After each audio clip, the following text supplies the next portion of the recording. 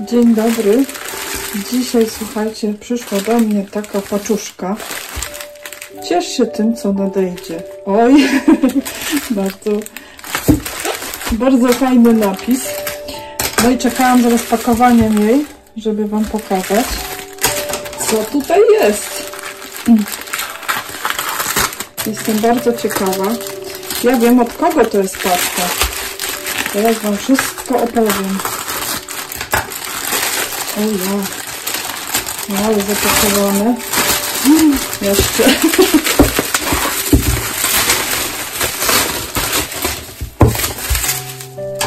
Będę musiała chyba ściszyć ten szelest folii, ale już wam opowiadam.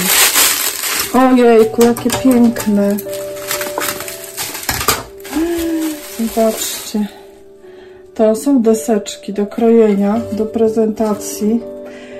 A paczuszkę dostałam od mojej przyjaciółki Agnieszki, która też jest moją widzką. Od początku ogląda mój kanał i tak wam powiem szczerze, że to była jedna z pierwszych osób, która wiedziała o moim kanale i bardzo mnie wspierała, za co jestem jej bardzo wdzięczna. Agnieszka ma też swój kanał. Ja wam tutaj go zalinkuję pod filmem. Jest to kanał o gotowaniu i chyba dlatego mi przysłała te deski. Ale piękne są, zobaczcie, jakie one są naturalne, jakie one mają fajną fakturę i kolor. No ja uwielbiam takie rzeczy. No to dziękuję ci, Aguś. Agnieszki kanał jest, tak jak mówiłam, o gotowaniu. Kanał się nazywa Kuchnia dla Aktywnych, ponieważ właśnie tam będą takie, już są przepisy dla ludzi takich aktywnych, zapracowanych, ale też tam inne będą ciekawe niespodzianki z tego, co ona mi tam opowiadała. Kanał się dopiero rozwija, dlatego zachęcam, wesprzyjcie ją tam, zajrzyjcie, zostawcie jakieś komentarze miłe, łapki, może subskrypcje, bo naprawdę warto. Tam będzie też nie tylko dużo przepisów, ale i takich różnych myków kuchennych, bo to naprawdę jest bardzo cenne, ja myślę, jak ktoś właśnie ma taką zdolność do przekazywania takich różnych ciekawych sposobów. Także zachęcam was, zalinkuję wam oczywiście pod filmem, tak jak mówiłam. No i bardzo się cieszę, bo akurat ten prezent jest mega trafiony, bo za chwilkę będę wyciskać sok z batatów, więc mi się te deseczki bardzo przydadzą. No także bardzo dziękuję. A teraz jeszcze wam chciałam pokazać kilka fajnych myków, które ja teraz stosuję, które właśnie tak mi przychodzą do głowy, co teraz jeszcze można w styczniu robić, jak tak właśnie siedzimy za oknem, zima, siedzimy w domach, no i czekamy na tą wiosnę w ogrodzie. Zapraszam na dalszą część filmu. Ponieważ ostatnio robię dużo soków z selera naciowego, tutaj właśnie oberwany jest, przygotowana porcja na dzisiejszy sok.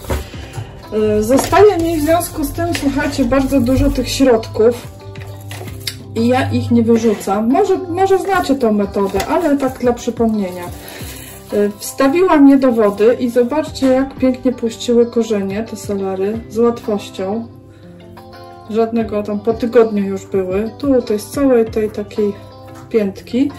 Ten troszeczkę był później, ale też już wypuszcza korzenie. No i tutaj wypuszczam mnóstwo młodych zielonych listków i ja to chcę posadzić do ziemi, bo w wodzie one troszkę zaczynają tak gnić już, więc sobie przygotowałam doniczki i zaraz będę wsadzać do ziemi. Ja sobie przygotowałam tutaj takie nie za duże te doniczki, ponieważ ja później i tak go do szklarni przesadzę, jak tylko te, wiecie, mrozy miną, ale tak, wiecie, ale tak, żeby tutaj mieć na parapecie kuchennym, to chcę mieć właśnie kilka sztuk też w domu. No i tutaj już troszkę wsypałam ziemi, ziemia taka do rozsad. Staram się tak trzymać w powietrzu, żeby te korzenie tam nie złamały się. I zasypuję i nie sadzę głębiej, jak to seler. Nie lubi za głębokiego, chociaż to jest naciowy, ale i tak lepiej go posadzić tak, żeby ten cały środek był ponad ziemią. No i tak można to zobaczyć, jak to wygląda. No i teraz będę to podlewać i skubać sobie listki. Może wiecie, plonów nie będzie jakichś powalających, ale zawsze taki zielony listek świeży to jest to, zwłaszcza o tej porze roku. Także bardzo Wam polecam tą metodę. Jeszcze takich kilka uwag.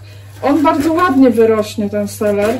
Będzie taki pióropusz zielony i no, może nawet już go warto potem wynieść do szklarni, bo będzie duży. I w domu będzie też tak może za ciepło miał. No, poskudziłam tą ziemią. No i tak już, słuchajcie, to wygląda. Zaraz to jeszcze podleję. Pamiętajcie, że one zakwitną. Nie ma co liczyć, że z tych sadzonek, wiecie, urosną nam takie selery, jak w sklepie kupujemy, ponieważ on będzie tam do pewnego momentu wypuszczał takie łodygi, aż w końcu tutaj ze środka wyjdzie taki gruby pęd z nasionami, taki kwitnący z kwiatem. No, także to jest taka chwilowa uprawa, bym powiedziała. Ale myślę, że właśnie to jest fajne wykorzystanie tak naprawdę odpadów kuchennych, które zazwyczaj wyrzucamy. Kolejną rzeczą, którą zamierzam teraz robić, to jest już zacząć sobie pędzić bataty na rozsady. To są moje bataty z moich upraw. I są dwa sposoby pędzenia tych batatów. Jeden to wsadzanie tych bulw do wody, drugi do ziemi. Ja chyba wybiorę ten do ziemi, bo wtedy jest mniejsza szansa, że on zgnije. Takie moje doświadczenia. Tutaj jakieś już było uszkodzenie, to ja to, wiecie, obetnę. Posypię to ukorzeniaczem. Co prawda tutaj mi się ten moment nie podoba, ale już myślę, że będzie ok. Posypię to ukorzeniaczem, żeby tą ranę tak, żeby ta rana się zabliźniła. To samo tutaj zrobię. Tak, wiecie co, jakoś te końcówki, bo on gdzieś długo leżał, chyba poza lodówką już i troszkę mi nadgnił. No, mniejsza o to. Do tego wykorzystam taką tackę, chyba to jest jakieś po warzywach, po mięsie, a nie chce mi się na działkę jechać w ten mróz. Ona jest fajna, bo jest taka szeroka, płytka, a to chodzi tylko o ten moment, wiecie, żeby one puściły korzenie i z tych oczek puściły pędy nam, a to dosyć długo trwa, dlatego ja już się za to zabieram. Zresztą możecie tam filmy zobaczyć moje o batatach na kanale, już nie jeden jest. Ja bataty bardzo lubię uprawiać, dla mnie to są bezproblemowe rośliny i no, ich plon bardzo mnie zachwyca na to, ile pracy trzeba włożyć w ich uprawę. A poza tym są przepyszne, ja je bardzo wykorzystuję dużo w kuchni i też robię z nich soki. Niedługo Wam właśnie pokażę taki film. Tutaj właśnie, jak wspominałam, sobie jakimś tam podkorzeniacz taki mam. Warto to, wiecie, posypać, żeby się tak tam... Tu jest prawdopodobnie węgiel dany albo jakiś popiół i on też pomaga właśnie, żeby tam się jakieś chorobotwórcze bakterie nie rozwijały. No ja tak wsadzam niezupełnie, żeby on troszeczkę tak był ponad powierzchnię ziemi. Zazwyczaj też staram się obserwować, żeby były takie oczka gdzieś, które potencjalnie nam dadzą w przyszłości pędy. No, także tak to wygląda i to będą bataty. Jeszcze tutaj może jednego wsadzimy. Oczywiście to wszystko trzeba podlać. Ja za chwilę wszystkie rośliny razem podleję, razem z tymi selerami. O, brakło mi słowa. No, także już zaczynam pędzić bataty i też polecam to, tak pod koniec stycznia już. Jeszcze podobną rzecz chcę zrobić z imbirem i kurkumą. To jest taki imbir ze sklepu i już widzę, tutaj tak budzą mu się już pąki, takie no, z liśćmi w przyszłości, pędy. Tutaj gdzieś widziałam taki, był bardzo ładny już. Nie wiem, czy go teraz znajdę. O, tutaj jest, zobaczcie. Ostrość poproszę. To jest tutaj już taki pęd, który będzie w przyszłości właśnie rośliną.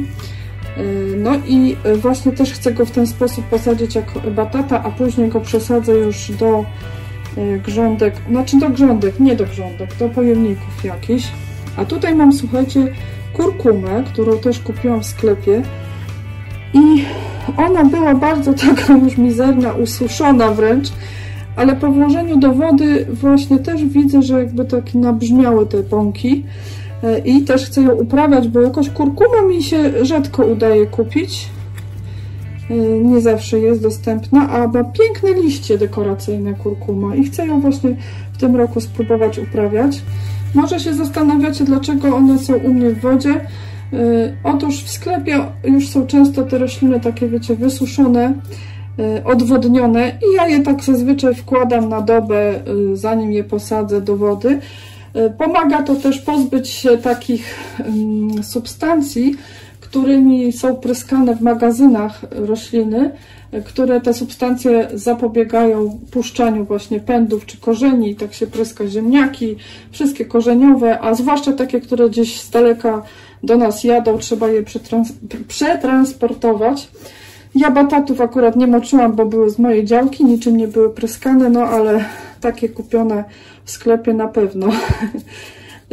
Też imbir podzielę oczywiście, nie będę wsadzać go całego, też posypię go ukorzeniaczem. Nie wiem, czy lepiej go może uciąć, żeby te rany były takie bardziej równe. No i właśnie taką każdą będę wsadzać część osobno. I później właśnie takie już rozsady podpędzone posadzę może do szklarni, nie wiem, albo na zewnątrz też do jakiejś kastry. O, może teraz posadzę tutaj też pudełeczko jakieś, słuchajcie, po produktach spożywczych. Może ja kurkumy wsadzę. Postaram się właśnie tak jakby tymi pączkami do góry, żeby ona już miała ułatwiony start. Jak widzę, że jakieś takie są, no tutaj to już nic nie widzę, takie, o, ten na przykład, wydaje mi się, że to będzie. Ja później ją rozdzielę, bo na razie właśnie nie mam tutaj doniczek, a chcę tak ją tylko obudzić tak naprawdę z tego snu, zobaczyć też, jak to się uda. Kurkumy jeszcze nie uprawiałam, powiem Wam, i jestem bardzo ciekawa, a jest ona bardzo, o tutaj była ranka, to posypiemy. Jest ona bardzo zdrowa i też bardzo ją wykorzystuję w sokach teraz wyciskanych. Także powiem Wam, bardzo bym chciała mieć dużo tej kurkumy. No jednak ja widzę na przykładzie batatów, że takie własne bataty uprawiane zupełnie inaczej smakują, powiem Wam, niż takie kupione w sklepie. Ja byłam zdziwiona, bo wcześniej jakoś nie przepadałam za batatami, za ich smakiem, a odkąd uprawiam na działce swoje, to powiem, że to jest jedno z ulubionych warzyw. No i tak, może troszkę ją przypruszę ziemią. Jeszcze jej dam, słuchajcie, ukorzeniacza. A co? Tam w tym ukorzeniaczu są jakieś takie chyba substancje, to jest zupełnie naturalny produkt. I kwasy humusowe jakieś tam są, więc na pewno to się jej spodoba. No i taką może dam cienką warstwę, żeby ona tam nie wysuszała się, bo już biedna była i tak wyschnięta w tym sklepie. No i teraz to podleję i jak tylko już zobaczę, która wypuszcza te kiełki, to wtedy ją rozdzielę, przywiozę sobie donicę z działki i każdą do osobnej. Na razie tak właśnie chcę ją obudzić ze snu zimowego. No, bardzo jestem ciekawa tej uprawy. Może uprawialiście kurkumę, to mi napiszcie, bo ja imbir kiedyś uprawiałam, ale coś on miał za sucho u mnie. Chyba w szklarni go posadziłam i jakoś tak nie było plonów. Też był raz u mnie na balkonie, no to miał tam chyba za małą doniczkę, może właśnie w takiej większej trzeba. Słuchajcie, ja uwielbiam eksperymentować, to będą kolejne eksperymenty, ale polecam, słuchajcie, takie własne uprawy to są najlepsze. No nic, na dzisiaj będzie, słuchajcie, koniec. Ja myślę, że teraz jeszcze będzie trochę filmików o pomidorach. Też mam w planie jakieś tam, no też jeszcze soki zrobiłam. No i później już zaczniemy jakieś pomału wysiewy. Ja na razie się jeszcze nie spieszę z wysiewami, tak jak już Wam mówiłam, ale już pomału, wiadomo, planujemy, zamawiamy nasiona, zamawiamy sobie jakieś tam podłoża, doniczki i takie różne rzeczy. A jeszcze chciałam Wam powiedzieć taką fajną ciekawostkę na temat nasion, której się dowiedziałam ostatnio z ciekawego wykładu. Nino, bardzo dziękuję za polecenie. Był to wykład pana z Pomidorolandii i on mówił tam o nasionach, jak mróz wpływa na nasiona. Na nasiona pomidorów i papryk, a on ma bardzo duże doświadczenie w tym. I okazuje się, że mróz na nasiona akurat pomidorów bardzo dobrze wpływa. Także możemy zamawiać sobie śmiało w czasie mrozów przesyłki. Natomiast z papryką jest inaczej. Papryka bardzo źle reaguje na właśnie przemrożenie. Ponoć właśnie te nasiona, one wykiełkują oczywiście, ale rośliny z nich będą miały tendencję właśnie do takiego, wiecie, rośnięcia w górę, do masy zielonej. Będą mało owoców zawiązywać i tego się już nie da skorygować. Dopiero byśmy musieli pobrać nasiony z tych roślin i właściwie je przechowywać. Także no to nie jest fajna informacja, bo akurat niedługo papryki wysiewamy. No i wiele osób będzie zamawiać w taką porę mroźną. No ale to jest taka, wiecie, ciekawostka. Ja tego akurat nie zaobserwowałam, ponieważ nie mam aż takiego doświadczenia jak ten pan. No ale właśnie przekazuję Wam, bo bardzo dużo zależy od przechowywania nasion, w ogóle od jakości materiału siewnego. Tutaj też Wam polecę taki film z zeszłego roku o właśnie nasionach, który nakręciłam. I tam bardzo fajne rzeczy omawiam właśnie na temat, jak przechowywać nasiona, jak przyspieszyć ich kiełkowanie, co też właśnie zrobić, żeby dobrze kiełkowały, żeby te siewki się utrzymały, nie padły nam od razu na starcie. Bardzo Was zachęcam, tu Wam zalinkuję ten film oczywiście na dole w opisie. A na dzisiaj to będzie wszystko. Żegnam się z Wami. Życzę wszystkiego dobrego i udanego sezonu. Do zobaczenia. Pa, pa!